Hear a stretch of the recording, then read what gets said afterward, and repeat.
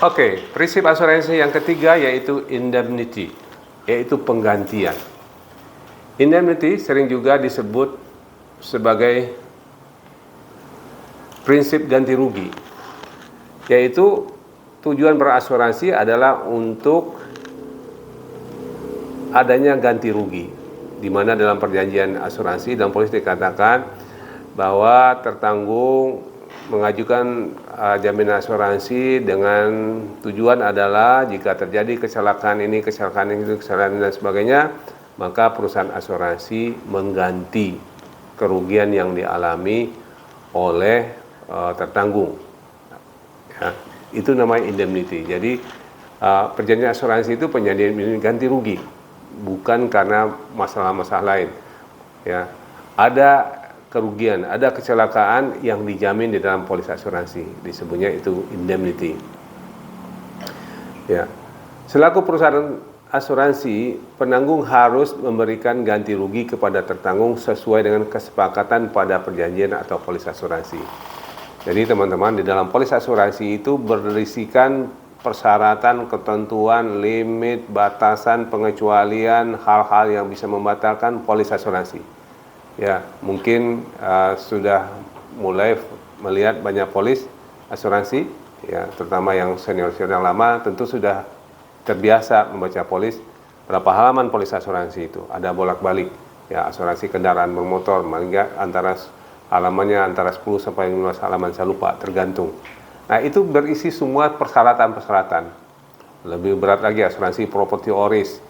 Banyak sekali persyaratan-persyaratannya yang ada di situ, ketentuan-ketentuan yang harus diketahui. Nah, kembali lagi sebagai broker, itulah kenapa OJK meminta kepada broker itu untuk belajar mengetahui seluk-beluk tentang jaminan asuransi. Karena broker adalah ahlinya asuransi. Jadi itulah keuntungannya bagi nasabah menggunakan jasa broker asuransi. Mereka tidak harus menghafal klausula polis yang halamannya 20, kalau property oris, sama yang oris itu rata-rata 20 sampai 25 halaman, dan dasarnya berbahasa Inggris. Kenapa broker dan kita di LNG Academy ini belajar supaya kita benar-benar menguasai.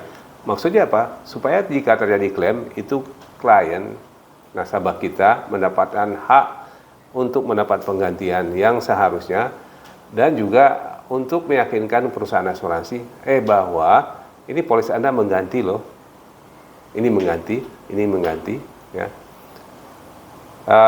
Mungkin dalam sesuatu lain, mungkin saya akan sering juga dalih-dalih yang banyak dilakukan oleh perusahaan asuransi untuk tidak mau mengganti, ya. Tapi dasarnya ada, nanti ditulisan masalahnya kenapa mereka dalih.